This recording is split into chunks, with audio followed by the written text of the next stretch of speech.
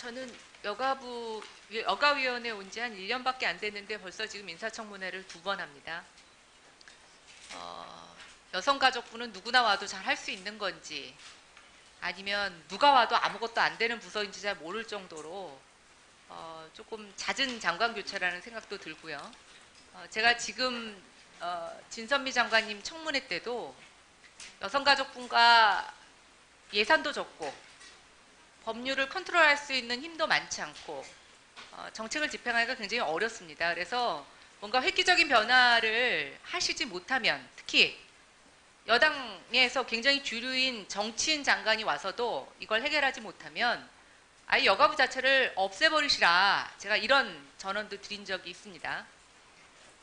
그런 상황에서 지금 또 새로운 여가부 장관 청문회를 하는 제 심정은 조금 우울하기도 합니다. 근데 오늘 그 후보자님 지금 모두 말씀이라고 쓰신 거를 제가 보면서 조금 더 걱정이 되는데요. 여성가족부가 뭐 하는 조직인지 잘 모르시는 것 같다는 느낌이 들었습니다. 그 이유를 좀 설명을 드리도록 하겠습니다. 일단 모두 말씀이긴 하지만 여성가족부가 다루고 있는 업무에 대해서 그냥 쭉 개조적으로 얘기하시면서 강조점이 저는 조금 여성가족부의 본질하고 벗어난다고 생각이 됩니다. 4페이지에 보시면 지난 100년 동안 청소년들이 고비마다 나라를 지켰습니다 라고 얘기를 하십니다. 지금 공부로 애들이 힘들어가지고 경쟁 힘들고 하다는 이 마당에 애들 보고 나라를 구하라고 하시는 건지 잘 모르겠고요. 요즘과 같은 교육체계에서 아이들은 20대가 넘어도 너무 정신적으로 힘듭니다. 어른들이 사회에서 제대로 할 일을 못해서 아이들이 힘든데 이렇게 얘기하시더니 그 밑줄에는 마음껏 잠재력을 펼칠 수 있는 마당을 만들어주면서 시행착오를 해도 된다는 유연함을 허용하겠다라고 말씀을 하십니다. 근데 앞뒤 말이 맞지 않지 않습니까? 시행착오를 하라고 그러면서 애들 보고 역사를 바꾸는 일을 하고 나라를 구하는 일을 하라고요? 나라가 잘못돼도 괜찮습니까? 애들이 시행착오를 할 수 있는 그런 문제입니까? 성평등 굉장히 중요합니다. 근데 최근에 저희가 여성 권리를 신장하면서 동시에 20대, 10대 남학생들에 대한 굉장히 사회적 박탈감도 새로운 갈등으로 대두되고 있습니다. 근데 여기서도 보시면 물론 위안부 문제 중요하죠. 국제적인 활동도 되게 중요하십니다. 근데 저는 장관 후보자께서 여성가족부가 이런 일보다 더 본질적으로 지금 못 챙기는 일에 대해서는 좀 관심이 없으신 게 아니라는 생각이 듭니다. 질문 드리겠습니다. 장관을 왜 하려고 하십니까?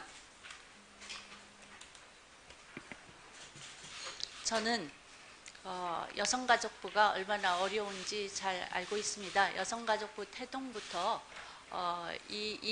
이런 부처가 생기기를 간절히 갈망해 왔고 역할이 필요하다고 생각을 합니다.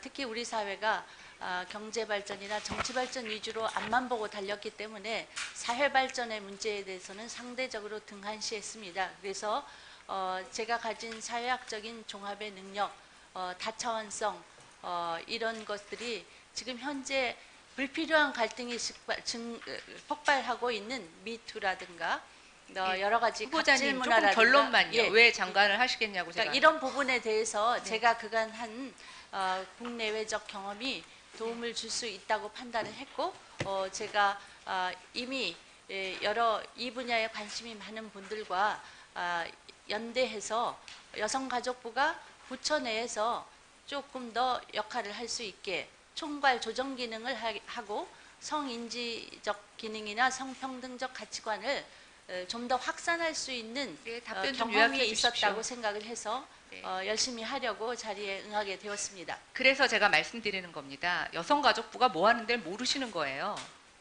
밖에서 여성가족부의 위상, 여성가족부가 어떤 역할을 해줬으면 하는 그런 바람대로 지금 여성가족부가 굴러가고 있지 않습니다.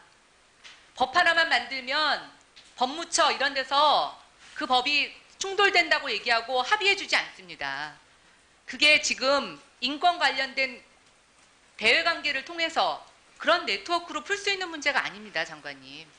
장관님 혹시 여성가족부 장관이라는 이력 하나 필요하셔서 오신 겁니까? 전 그렇다고 생각하진 않습니다. 그러나 지금과 같은 그런 안이한 마음으로 이 부서 운영하실 수가 없어요.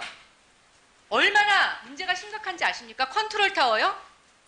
아무것도 못해서 각 부처 여성부 세워서 하고 여성가족부 없애자는 게 중론입니다. 그래서 뭘 어떻게 하시겠냐고 제가 여쭤보는 거예요. 제가 말씀을 들어보니까 위원님의 열정적인 관심이 있어서 끌어나갈 수 있다는 확신이 더욱 들었습니다. 아니 제 열정하고 후보자님의 능력하고 도대체 무슨 상관관계가 있습니까? 말씀 좀 해주세요. 네, 여성가족위원회 활동은 범정부 내에서 여성가족 청소년 문제에 관심을 가는 분들이 전체적으로 배제되고 소외되고 또 주변적 문제로 인식이 되고 있기 때문에 저는 여러 위원님들도 여성가족부의 운영에 같이 후보자님. 하는 동반자라고 예, 생각하고 후보자님, 제가 제가 무슨 그 말인지 동반자의 알겠습니다. 힘을 약화시키지 않도록 최선을 후보자님처럼 다하겠습니다. 답변하시는 거를 우리가 교과서적 답변이라고 얘기합니다. 누구나 다 아는 문제예요. 그리고 그렇게는 장관님 같이 그런 경력을 갖지 않고도 다 그 자리에서 그렇게 말할 수 있습니다. 여기요, 아주 전투적인 마음으로 들어오실 게 아니라면 저는 지금이라도 안 하시길 바랍니다. 또 하나, 지금 따님과 관련된 문제에 있어서 저는 문제 삼고 싶지는 않습니다. 충분히 그런 기회가 있으면 그렇게 할 수 있고 하고 싶은 게 부모의 마음일 수 있습니다. 그러나 저는 지금 일단 아들 없으시기 때문에 10대, 20대 아이들, 남자아이들의 이 얼마나 사회적인 분노에 대해서 충분히 헤아리지 못할 것 같아서 그걸 어떻게 좀 보충하실 수 있는지 좀 궁금하고요. 또 하나는 그나마 지금 후보자님 딸은 제가 봤을 때 여러 가지 좋은 시기에 유학 갔다 해외 가서 있어서 좋은 전형으로 대학 들어갔습니다. 근데 여성가족부에서 우리가 담당해야 되는 아이들은요, 정규 학부제도 못 들어가고 그런 경쟁에서 밀려난 아이들, 그리고 그런 경쟁을 하기 싫은 아이들. 근데 후보자님이 이런 아이들에 대해서 어떻게 포용을 하시겠습니까? 경험이 없는데. 답변해 주십시오. 저는 30년간 학교에 있으면서 학생들하고 밀착 상담을 꾸준히 하고 있습니다. 그들의 어려움, 특히 대구 경북 지역의 대부분의 아이들은 여러 가지 경기가 많이 침체되고 농촌 배경을 가진 학생들도 많고 그런 학생들입니다. 근데 그 학생들이 아무리 토익 성적이 낮고 여러 가지 면에서 부족하지만 그 성실성과 또 포기하지 않는 점, 이 낙천성 이런 것에 대해서 정말 공감하고 있습니다. 그래서 그런 것들이 학교 밖 청소년도 저는 예외라고 생각하지 않습니다. 그것이 경계선 밖에 있다고 해도 모두 우리가 지금 젊은 청소년을 만날 때마다 저는 그들이 어떤 위치에 어떤 배경에 있건 시대가 준 배움이 저희보다 앞선다는 것을 늘 깨닫고 있습니다. 그래서 후보자님. 그들이